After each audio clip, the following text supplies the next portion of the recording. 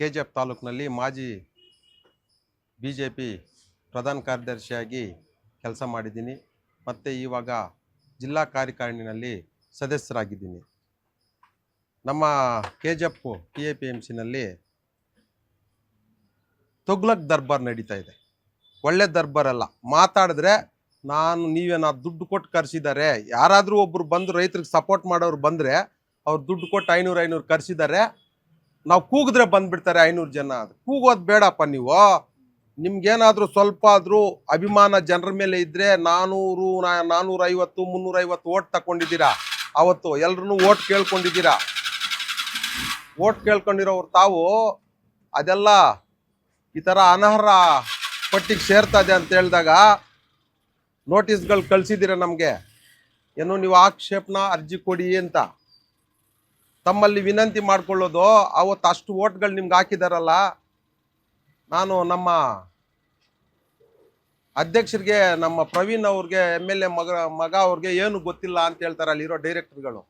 ಈ ಅಪ್ಪನ ಉಪಾಧ್ಯಕ್ಷರಾಗಿರೋ ಅಪ್ಪ ಲಕ್ಷ್ಮೀಪತಿ ಭಾರಿ ಮಾತಾಡ್ತಾನೆ. ಅಲ್ಲಿ ಹೋದ ತಕ್ಷಣ ಸೆಕ್ರೆಟ್ರಿನೇನು ಮಾತಾಡೋಕ್ಕೆ ಬಿಡ್ತಾ ಇಲ್ಲ. ನಮ್ಮ ಹತ್ರ ಮಾತಾಡಿದ್ರೆ ఏమరి డేమే ఏం నువ్వు మాట్లాడేదే, ముంచేం రెడ్డి ఏమంట వాని కథ, వాని మునియాగోని కథ ఏమంట, ఏమయ్యా నీ దగ్గర ఏమన్నా అప్ప మేము?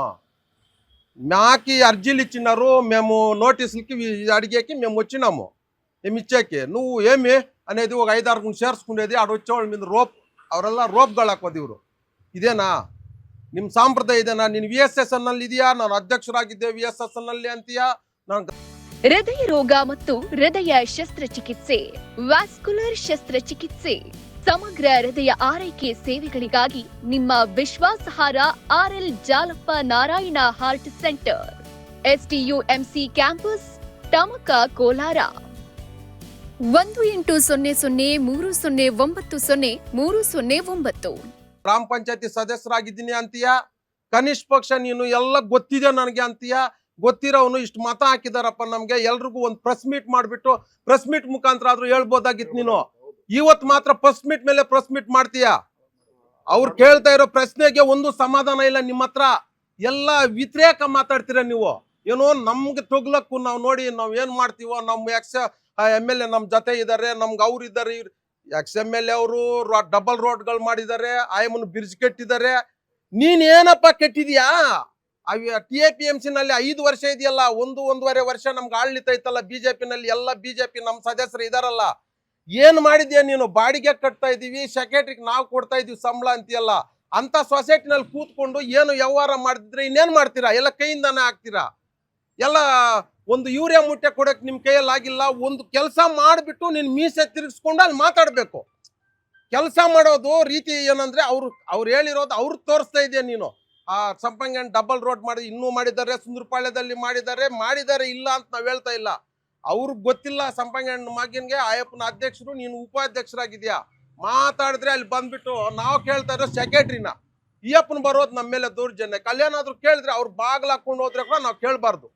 ಬಾಗ್ಲ ಹಾಕೊಂಡು ಹೋಗಿ 2 ದಿವಸ ಕಾದಿದ್ದೀವಿ TAPMC ಹತ್ರ ಆಕ್ಷೇಪಣಾ ಅರ್ಜಿಗಳು ಕೊಡಕ್ಕೆ. ನಾಪತ್ತೆ ನಮ್ಮ ರಾಜೇಶ್ ಸೆಕ್ರೆಟರಿ ಅವರು ಕೇಳಿದ್ರೆ ಇವ್ರು ಬರೋದು 5-6 ಜನ ರೆಡಿ ಮಾಡ್ಕೊಳ್ಳೋದು TAPMC ಸ್ವಾಮಿ.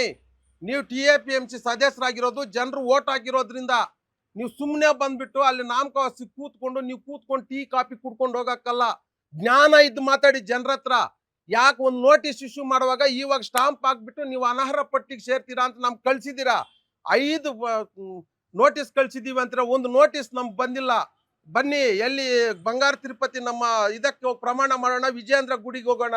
ಒಂದು ಬಂದಿಲ್ಲ. ನಮ್ಮ ಮನೆಯಾಗ ಬಂದ್ಬಿಟ್ಟು ನಾಮಕಾವಸ್ತಿಗೆ ಅಲ್ಲಿ ರಾಜೇಶು ರವಿ ಅಂತ ಹೇಳ್ಬಿಟ್ಟು ನಮ್ಮ MLA P ಅವರು ಒಂದು ಸೈನ್ ಹಾಕ್ಸ್ಕೊಂಡೋದ್ರು ನನ್ನ ಹತ್ರ. ನೀನು ಅನರ್ಹ ಪಟ್ಟಿಗೆ ಸೇರ್ಬಿಡ್ತೀಯ ಅಂತ ಒಂದು ಸೈನ್ ಹಾಕ್ಸ್ಕೊಂಡಿದ್ದಾರೆ.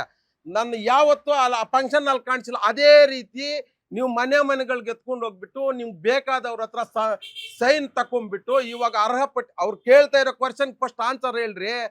ಮುನಿರತ್ನ ನಾಯ್ಡು ಬಂದಿಲ್ಲ ನಿಮ್ ಮೀಟಿಂಗ್ಗೆ. ಮೊಟ್ಟ ಮೊದಲು ಮುಖ್ಯಮಂತ್ರಿ ಆದಂತ ಅವ್ರ ಮಗ ವೆಂಕಟಕೃಷ್ಣ ರೆಡ್ಡಿ ಬಂದಿಲ್ಲ ನಿಮ್ ಮೀಟಿಂಗ್ಗೆ. ನಮ್ಮ ಸಂಪಂಗಣ್ಣ ಅವ್ರ ಫ್ಯಾಮಿಲಿ ಎಲ್ಲ ಬಂದಿದ್ಯಾ, ಅದಕ್ಕೆ ಪ್ರಮಾಣ ಮಾಡಿ ಅಂತ ಹೇಳಿ ಅವ್ರು ಕೇಳ್ತಾ ಇರೋದು. ಅದಕ್ಕೆ ನೀವು ಉತ್ತರ ಕೊಡ್ರಿ. ನೋಟಿಸ್ ಬಂದಿದ್ಯಾ? ನಮ್ಗೆ ನೋಟಿಸ್ ಬಂದಿಲ್ಲ ಅಂತ ನಮ್ಮ ಅಳಲು ಅಷ್ಟೇ. ನಾವೇನು ಸಂಪಂಗಣ್ಣನ ದೋಷಾರೋಪಣ ಮಾಡ್ತಾ ಇಲ್ಲ. ನಾವು ಸೆಕ್ರೆಟರಿನ ಕೇಳ್ತಾ ಇರೋದು. ನೀವು ಸಂಪಂಗಣ್ಣನ ಬಗ್ಗೆ ಮಿಕ್ಸ್ ಮಾಡ್ಕೊಳ್ಳೋದೇನು, ಮುನ್ಸಾಮಣ್ಣನ ಬಗ್ಗೆ ಮಿಕ್ಸ್ ಮಾಡ್ಕೊಳ್ಳೋದೇನು, ಮುನ್ಸಾಮಣ್ಣ ಆಯಪ್ಪನ ಮಾಡಿದ್ದೇನು ಅಂತೇಳಿ ರೇ, ಮುನ್ಸಾಮಣ್ಣ ಇದ್ದಿದ್ದಕ್ಕೆ ಸಂಪಂಗಣ್ಣಗೆ ಟಿಕೆಟ್ ಕೊಟ್ಟಿರೋದು. ಮುನ್ಸಾಮಣ್ಣ ನೀಯಾಳಾಗಿ ಮಾತಾಡಿದೆ, ನೀನೇನ್ ದೊಡ್ಡ ಪಂಟ್ರ ನೀನು ಲಕ್ಷ್ಮೀಪತಿ ಅವ್ರೆ. ಮಾತಾಡೋದು ಫಸ್ಟ್ ಕಲ್ತ್ಕೊಳ್ಳಿ, ನೀವು ಕಲ್ತ್ಕೊಂಡು ಮಾತಾಡ್ರಿ, ಜನರು ವಿಶ್ವಾಸ ಗಳಿಸ್ರಿ, ನೆಕ್ಸ್ಟ್ ಟೈಮ್ ಆಗ್ತೀರ ನೀವು. ಅದ್ ಬಿಟ್ಬಿಟ್ಟು ಬಂದವ್ರನ್ನೆಲ್ಲ ಬೆದರ್ಸೋದು ಅದ್ರಸೋದು, ಯಾಮಾರೆಡ್ಡಿ ಕಿರ್ಚಾಡ್ತಾನೆ ಅಂತ ನಾವೇನ್ ಮಾತಾಡಕ್ ನಮ್ಗೆ ರೈಟ್ಸ್ ಇಲ್ವೇನ್ರಿ? ನಾವೇನ್ ಭಾರತ ದೇಶದಲ್ಲಿ ಹುಟ್ಟಿಲ್ವಾ? ನಿಮ್ಗೆ ನೀನೇ ಒರಿಜಿನಲ್, ನೀನು ಅಲ್ಲಿ ಸೊಸೈಟಿನಲ್ಲಿ ನೀನು ದೊಡ್ಡ ಅಧಿಕಾರಿಯಾಗಿ ನಿಮ್ ಮನೆಯಲ್ಲಿ ಮಾಡ್ಕೊಡ್ರಿ ಸೊಸೈಟಿ. ಇದು ತಾಲೂಕ್ದಿದ್ದು, ತಾಲೂಕೆಲ್ಲ ರೈತರು ಕೇಳೋ ಹಕ್ಕಿದೆ ಅವ್ ನಮ್ಗೆ. 117 ಇಟ್ಬಿಟ್ಟು ನೀನು 500 ಹತ್ರ ತೆಗೆದು ಬಿಡ್ತೀಯ ಅಂದ್ರೆ 3800 ಎಷ್ಟು ಇದೆ ಬಂಗಾರಪೇಟೆನಲ್ಲಿ. ರೈತರನ್ನ ಉದ್ಧಾರ ಮಾಡಕ್ಕೆ ನಿಮ್ಗೆ ಯಾರ್ಯಾರು ಬೇಕೋ ಸದಸ್ಯರಿಗೆ, ಯಾರ್ಯಾರು ಬೇಕೋ ಅವ್ರ ಸ್ವಂತವ್ರು, ಅವ್ರ ಮನೆಯವರು, ಅವ್ರಿಗೆ ತುಂಬಾ ಇಷ್ಟ ಅಭಿಮಾನಿಗಳಂತ ಅವ್ರನ್ನ ನೀವು ಹಿಡ್ಕೊಂಡು ಎಲ್ರು ಒಂದ್ ಕಡೆಯಿಂದ ತೆಗೆದು ಬಿಸಾಕಿದ್ದೀರಲ್ಲ, ಅದೇ ಅಲ್ಲ ನಮ್ಗೆ ಇನ್ನೊಂದು ನೋವಾಗ್ತಾ ಇದೆ. ಡಾಕ್ಟರ್ ಕೃಷ್ಣಮೂರ್ತಿ ಅಂತ ಹೇಳ್ಬಿಟ್ಟು ಪಾಪ APMC ನಲ್ಲಿ ಕೂಡ ಅವ್ರು ಇದ್ರಲ್ಲ ಅಧ್ಯಕ್ಷರಾಗಿದ್ರು. ಅವರು ನೆಕ್ಸ್ಟ್ ಎಲ್ಲ ಏನಾದ್ರು ಪೋಟಿ ಮಾಡ್ಬಿಡ್ತಾರೆ ಅಂತ ಅವ್ರದ್ದು ಕೂಡ ತೆಗ್ದಾಕ್ಬಿಟ್ಟಿದ್ರೆ ನೀವು. ಯಾರು ಇರೋದ್ ಬೇಡ, ನೀವೇ ಇಲ್ಲಿ ಇರಿ. ಇದ್ ಮಾಡ್ಕೊಂಡು ನಾವ್ ಹೇಳ್ತಾ ಇರೋದು, ನೀವು ಇದ್ದಿದ್ದಕ್ಕೆ ನಮ್ಗೇನು ಹೊಟ್ಟೆ ಉರಿ ಇಲ್ಲ. ಎಲ್ರಿಗೂ ಒಂದು ಇದ್ ಮಾಡಕ್ಕೆ ಒಂದೇನಾದ್ರು ಕೊಂಡ್ಕೊಂಡು ಅಲ್ಲ ಸ್ವಾಮಿ. ಡೇರಿನಲ್ಲಿ 180 ದಿವಸ ಆಗಿದ್ರೇನೆ ಅವ್ರ ಪ್ರಪೋಸಲ್ ಹಾಲು ಅಂತ ಹೇಳ್ತೀರಾ. ನಿಮ್ದ್ರಲ್ಲಿ ಏನು ಇಲ್ವಲ್ಲ ಸ್ವಾಮಿ. ನೀವು ಮಾರು ಇಲ್ಲ, ತಗೊಂಡು ಇಲ್ಲ. ನೀವು ಯಾವ ಬೇಸಸ್ ಮೇಲೆ ಇಲ್ಲಿ ಬಂದು ಕೂತ್ಕೊಂಡು ದೊಡ್ಡದಾಗಿ ಪ್ರೆಸ್ ಮೀಟ್ ಮಾಡ್ತೀರಾ? ಮಾಡಕ್ಕಾದ್ರೂ ಸ್ವಲ್ಪ ಜ್ಞಾನ ಇಲ್ವಾ? 5 ವರ್ಷದಲ್ಲಿ ನೀವೇನೂ ಮಾಡಿಲ್ಲ. ಏನಾದ್ರೂ ಮಾಡಿದ್ರೆ ನೀವು ಮೀಸೆ ತಿರ್ಸ್ಕೊಂಡಪ್ಪ ನಾವು ಮಾಡ್ಬಿಟ್ಟಿದೀವಿ, ನಮ್ಮ ರೈತರು ಈ ತರ ಮಾತಾಡ್ತಾರೆ ಅಂತ ಹೇಳ್ಬೋದು. ಏನು ಒಂಚೂರು ಮಾಡೇ ಇಲ್ವಲ್ಲ ರೀ ಸ್ವಾಮಿ. ಏನಾದ್ರೂ ಮಾಡ್ಬಿಟ್ಟು ಮಾತಾಡ್ರಿ ದಯವಿಟ್ಟು. ನೀವು ನಮ್ಮ ಅಣ್ಣ ತಮ್ಮಂದ್ರೆ ನಾವೇನ್ ನಿಮ್ ವಿರೋಧಿಗಳೆಲ್ಲ. ನಾನು ಬಿಜೆಪಿನಲ್ಲಿ ಇರೋದು, ನಮ್ ಬಿಜೆಪಿ ಆಳ್ಲಿತಾನೆ ಅಲ್ಲಿ ಇದ್ದಿದ್ದು. ಚೇರ್ ಕಟ್ಸ್ಕೊಳ್ವಾಗ ಕೂಡ ಅಷ್ಟೇ, ಬಾಗ್ಲ ಹಾಕೊಂಡು ಹೋಗ್ಬಿಟ್ರಿ. ಯಾರು ಚೇರ್ಗಳು ಕಟ್ಟಕ್ ನೀವು ಅಲ್ಲಿ ಯಾರನ್ನೂ ಕರ್ದಿಲ್ಲ. 5 ವರ್ಷದಿಂದ ಯಾರು ಚೇರ್ಗಳು ಕಟ್ಸ್ಕೊಳ್ಳಕ್ಕೆ ನೀವು ಅದಕ್ಕೆ ಅವಕಾಶ ಕೊಟ್ಟಿಲ್ಲ. ಏನ್ ಮಾಡ್ಬೇಕು ಅಂತ ಕಾದಿದ್ದೀರಾ TAPMCನ?